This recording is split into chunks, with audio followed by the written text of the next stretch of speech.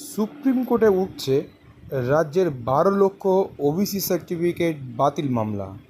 শুনানি করবে প্রধান বিচারপতি ডিওয়াই চন্দ্রচূড়, বিচারপতি জেবি পারদিওয়ালা ও বিচারপতি মনোজ মিশ্রের বেঞ্চ। নিয়ম না মেনে ওইসব ওবিসি সার্টিফিকেট বানানোর জন্য তা বাতিল করেছিল কলকাতা হাইকোর্ট। উচ্চ আদালত জানিয়েছিল আর কোথাও ওইসব ওবিসি সার্টিফিকেট ব্যবহার করা যাবে না।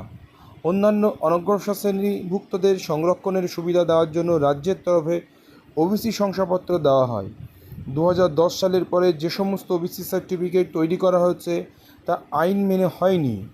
অভিযোগ তুলে হাইকোর্টে মামলা দায়ের হয়।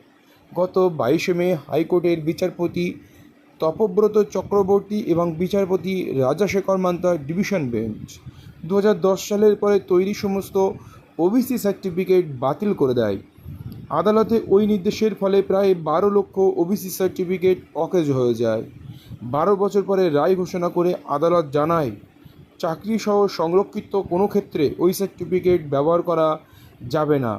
শুধুমাত্র এই সার্টিফিকেটের সুবিধা পেয়ে যে সমস্ত প্রার্থীরা চাকরি করছেন বা বিভিন্ন পরীক্ষায় পাশ করে আছেন তারা সেই সুযোগটা নিতে পারবে। নতুন করে আবেদন করে এই সুযোগ আর কেউ নিতে পারবেন না। হাইকোর্টের ওই নির্দেশকে চ্যালেঞ্জ করে সুপ্রিম কোর্টে যাওয়ার কথা আগেই ঘোষণা করেছিলেন মুখ্যমন্ত্রী মমতা বন্দ্যোপাধ্যায়। লোকসভা ভোটের প্রচারে তিনি জানিয়েছিলেন এই রায় মানেন না। সেই মতো উচ্চ আদালতের রায়কে চ্যালেঞ্জ করে সর্বোচ্চ আদালতে যায় রাজ্য।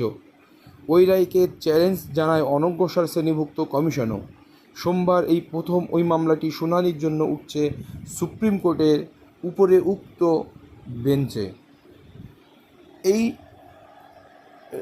কেন্দ্র করে অনগ্রসর শ্রেণী বা ওবিসি এসসি এসটি সার্টিফিকেট কেন্দ্র করে আরেকটি প্রসঙ্গত একটি কথা আপনাদের বলে রাখি। যদি আপনি পশ্চিমবঙ্গের বাসিন্দা হয়ে থাকেন, আপনি উড়িষ্যায় কোনো চাকরি পরীক্ষা বা বিহারে কোনো চাকরি পরীক্ষা দিতে গেলে আপনার যে পশ্চিমবঙ্গ থেকে তৈরি এসসি এসটি ওবিসি সার্টিফিকেট সেখানে কিন্তু অ্যাপ্লিকেবল হবে না।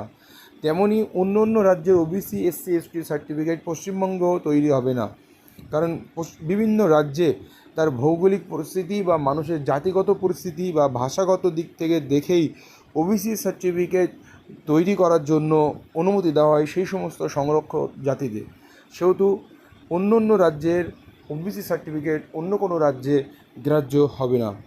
এখন আমরা গভীর অপেক্ষায় সোমবার কি হতে চলেছে প্রথম শুনানিতে এই ১২ লক্ষ ওবিসি বাতিল সংক্রান্ত মামলায়, এটা নিয়ে গভীর প্রত্যাশায়। কারণ আমরা চারিদিকে দেখতে পাচ্ছি যে বিভিন্ন নিয়োগ প্রক্রিয়া এই ওবিসি শংসাপত্র বাতিলের জন্য আটকে আছে।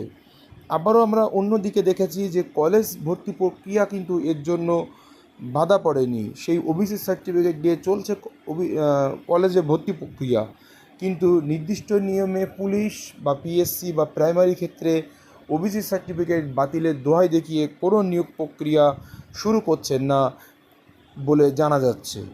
এখন আমরা তাকিয়ে সোমবার কলকাতা সুপ্রিম কোর্টে প্রথম উঠবে মামলা। দেখা যাক ওখান থেকে কি পজিটিভ বা নেগেটিভ কিছু আছে ওয়েস্ট বেঙ্গলে ১২ লক্ষ ওবিসি বাতিল শংসাপত্র মামলা নিয়ে। ধন্যবাদ।